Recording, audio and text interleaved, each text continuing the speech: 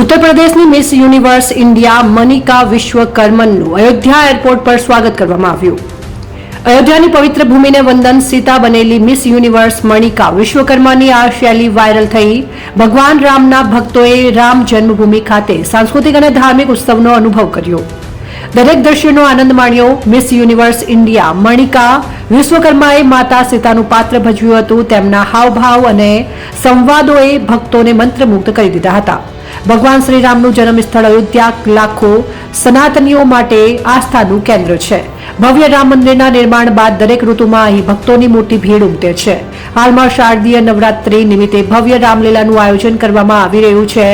Miss universe મણિકા Vishwakarma માતા સીતાની ભૂમિકા ભજવી રહી છે, જ્યારે પુનિત ઇસ્સાર પરશુરામની ભૂમિકા ભજવી રહ્યા છે.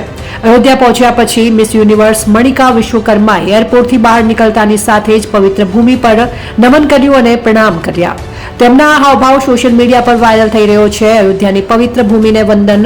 મિસ યુનિવર્સનો પરશુરામ તરીકે પુનિત ઇસ્સાર પ્રખ્યાત અભિનેતા પુનિત ઇસ્સર એ પરશુરામની ભૂમિકા ભજવી હતી અને પિનાક ધનુષ્ય તૂટવા પરનો તેમનો ગુસ્સો પણ લક્ષ્મણ સાથેની તેમની વાતચીત પ્રેક્ષકો માટે એક શક્તિશાળી દ્રશ્ય બન્યું હતું.